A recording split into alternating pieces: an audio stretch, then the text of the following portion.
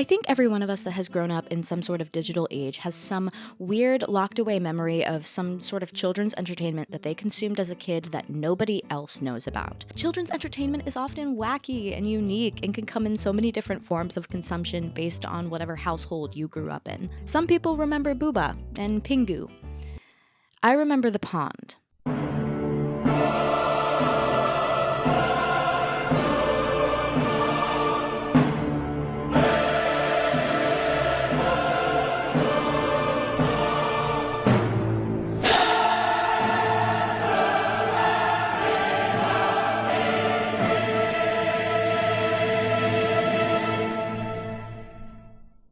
The Pond haunts my dreams. I have gone years not thinking about this 3D animated series until somehow, someday, it was unlocked in my subconscious, and now it won't leave. Life at the Pond is a 3D animated web series aimed to teach children positive life lessons and values, as most forms of entertainment for children are. Don't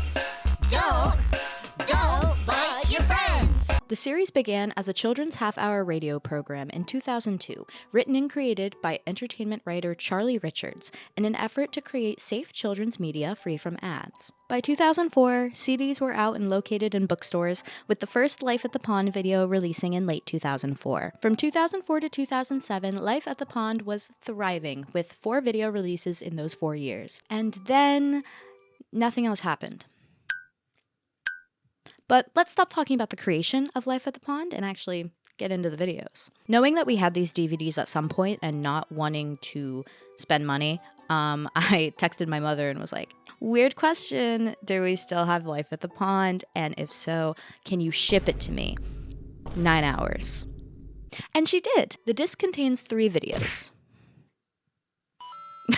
Don't know what I was trying to do there. Fear of Flying, Garden Variety Program, and Big Mouth Bass. So I settled down on our Target futon and put the disc into our Xbox, because that is the only DVD player we have, and began my journey down nostalgia lane. And oh my god, whoa. It's just such a jump scare with no warning. Also, looking at it, there's just something really off about the fact that these are anthropomorphic animals that are like walking and talking on 2 legs, but they aren't wearing any clothes. Like, most of the time when there are anthropomorphic animals and things, like, they're at least wearing like a shirt or something, like maybe they're going bottomless, but like, and the frog here has a look on his face like he knows what he's doing. Like he's daring you to look at him. And it feels wrong of me too.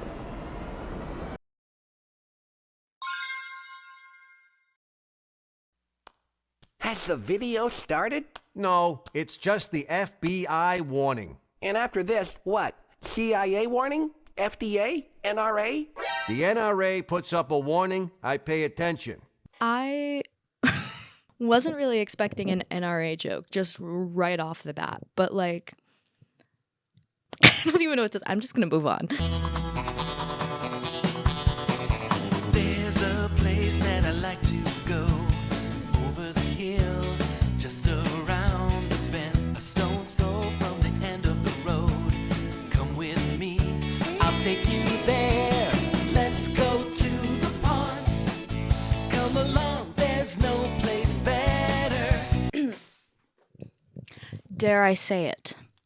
Banger. First, we meet Bill. Bill here is in a constant state of anxiety and perpetual worry. In every single still and image of him, he has this look on his face as if he has been told the exact time and date of his death, and now he has to live with that information for the rest of his life. Another weird anthropomorphic animal detail, they had to give the ducks hands because they couldn't just like VeggieTales it, but that does mean that when they fly, because they're ducks, so they fly, they're just like flapping their arms with like 5 fingers. We learned that Bill doesn't fly because he has to wear glasses. Womp womp. Wouldn't know what that's like. I have 20/20 vision. And also, I can't fly. That was a bad joke. That probably won't make it into the video. And if it does, I'm sorry. His friends are kind of like, okay, sure. And so they leave. And now Bill is feeling quite insecure. I'll show those guys.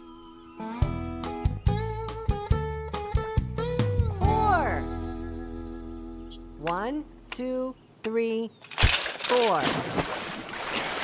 What did I do wrong here? All right, so here we meet Tony the Frog and Floyd the Turtle. Tony gives me Jerry Seinfeld vibes, and I can't really describe why. It's just something about the way he talks. It just really reminds me of like Barry B. Benson from, I almost said A Bug's Life. That was the B movie. Ah, now we're in business. You like jazz? Floyd, I don't really know how to describe Floyd. He has not a single thought behind those eyes. Actually, that's a lie. He has one thought, and it's food. We need to come up with some biting retorts. My grandma used to make retorts. A retort is like a reply, you know? Oh, of course. I like chocolate retorts. Bill recounts his struggle to his friends, and Tony attempts to attach windshield wipers to his glasses because he's like, okay, that'll solve your problem of all the bugs flying in, you know, fair. He does this with materials that I assume he just kind of pulls out of his ass because he's not wearing any clothes. He doesn't have pockets. I don't know where he gets any of that stuff. You got any plutonium? No. Fresh out. Fine, we'll go electric. Let's test these bad boys out.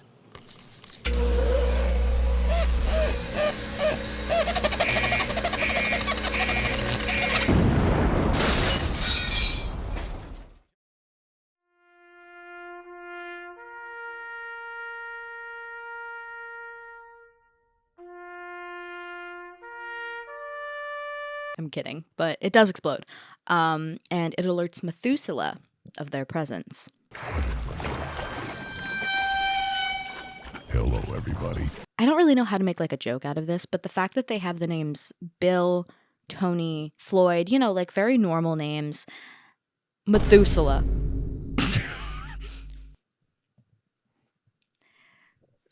One of these things is not like the other. Methuselah is kind of the voice of reason within the group. I assume he's older than them. Methuselah suggests Bill gets contacts. So they go to the doctor and they get those and they try flying again. Bill he does okay, but somehow both of his contacts just like fall out. Uh-oh. I can't see! Oh no, Bill! Eject!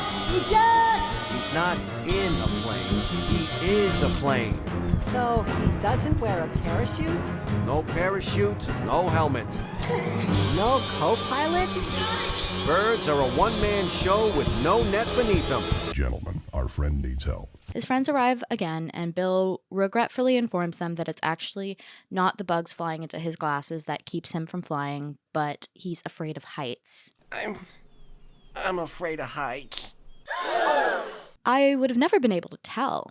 Based on the title of this episode, it doesn't give anything away. Expecting to be made fun of, he instead receives a pleasant surprise when all of his friends tell him that they're also afraid of something, and it's okay to be afraid. You don't know? Mike here is afraid of water. You are? And Kevin is afraid of the dark. He is? And Pat is afraid to make long-term, meaningful commitments. Aren't we all?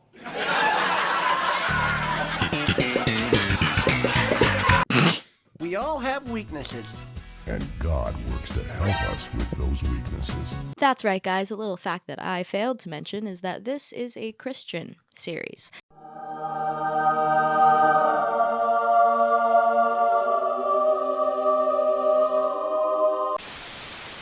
Hi, this is Editing Julia here. I am home in my childhood bedroom. I also got a haircut today. Do you guys like it?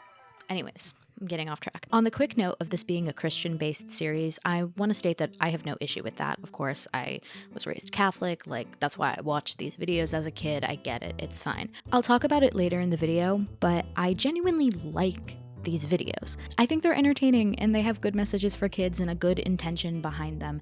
And I really don't want to be an asshole or make it seem like I have any malicious intent with these videos and turn this video into something it's not supposed to be. However, the Pond and I hold some values that we don't necessarily agree on, some that we do. And I believe everyone is entitled to their own opinions and morals and values so long as they don't cause harm to others, which I think, based on what I'm reading, we can agree on, as if I'm talking to the Pond directly. Yes, I felt as though I needed to address it if this company is something I'm going to give a platform to, even if that platform is to just a couple of people that might make it a couple minutes into this video and then like click off. I don't have a problem with people that believe other stuff, and hopefully you don't have a problem with me. So continue on with your regularly scheduled programming.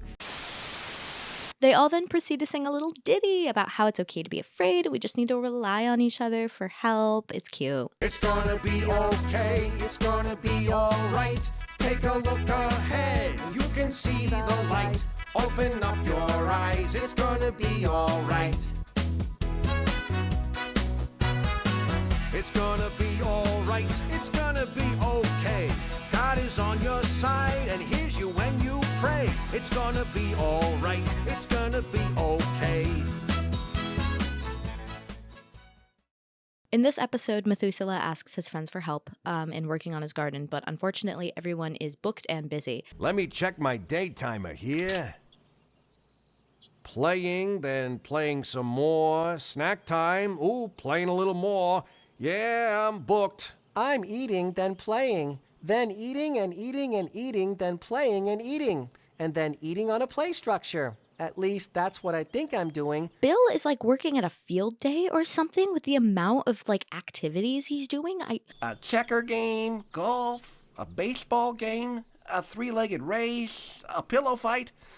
It's just wall-to-wall commitments. So everyone goes on to do their own things, but they find themselves being weighed down by the unmistakable burden that is guilt. Guilt. Did you pull away from a prior commitment due to selfishness, leaving a friend to do a lot of work that he or she should be sharing with you? So much so that they start messing up their activities that they were normally good at, or in Bill's case, causing property damage and maybe manslaughter? Uh-oh. Is that a wedding over there? Ooh, real crystal. Papa did that one right.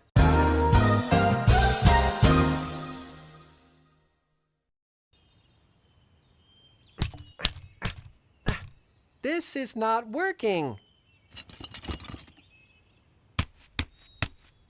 Ah.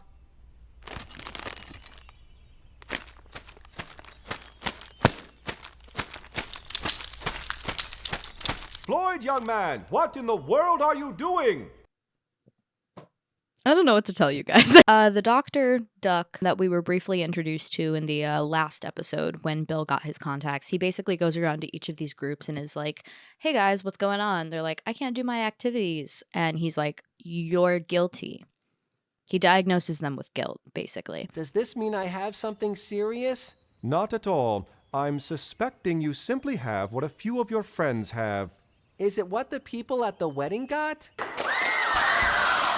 No, and it's a good thing. I'm all out of bandages. What you have, my friend, is guilt. Guilt. Then there is a really just like unnecessarily long sequence of Floyd running to like help Methuselah,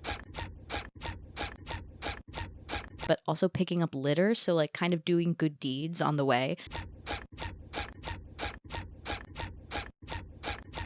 Anyways, eventually all the friends come and they help. They what? Eventually the friends go and they help Methuselah with his garden to quench their guilt, but Bill cannot run from the crimes he has committed.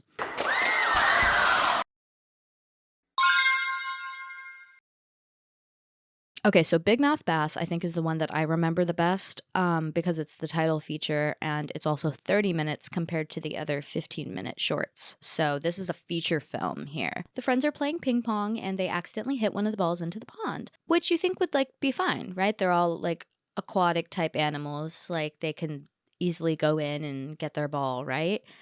Wrong, because they fear something in that pond. Something by the name of Sarah.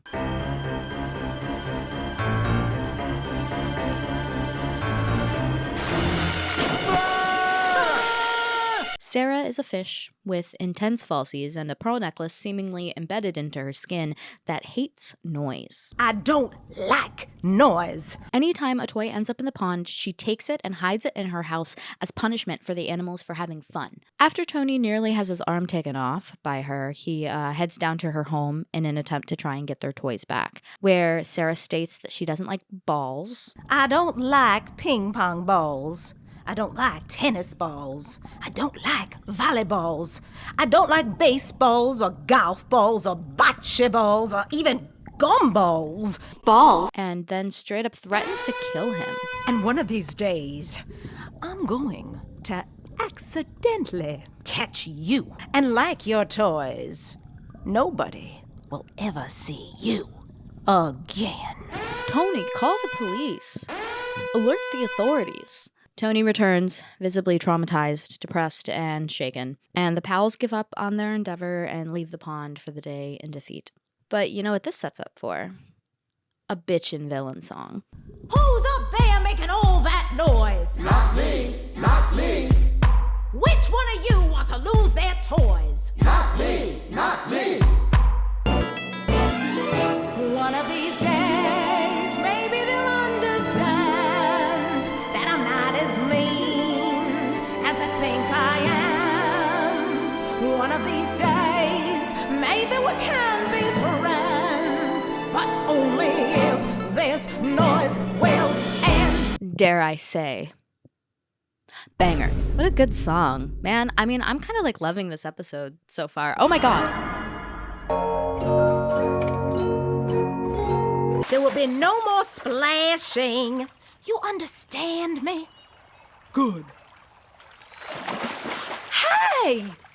I caught a fish. This 5-year-old just like kidnapped her, and quite frankly, she should be dead in the amount of time it takes for him to pick her up out of the pond and carry her to his house, but she survives because, you know, plot armor. The friends return to the pond and they meet Sarah's husband. She has a husband? What? Where was he during that badass villain song? Is he just like reading in a corner? Doing a crossword? Like, he pleads for their help to find Sarah because his wife has gone missing. Sarah is missing.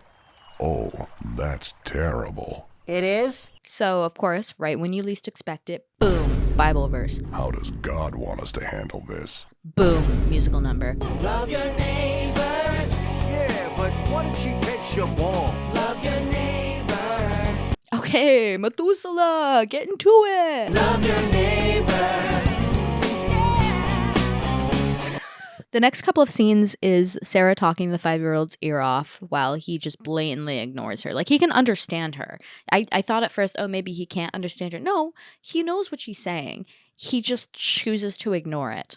They find her and they rescue her, and now they all get along as neighbors and they love each other, and yay, it's awesome, happy ending, whoa! And that was The Pond. Ultimately, this show does what it set out to do. It provides safe entertainment for children with Christian values and is still entertaining for adults as we experience.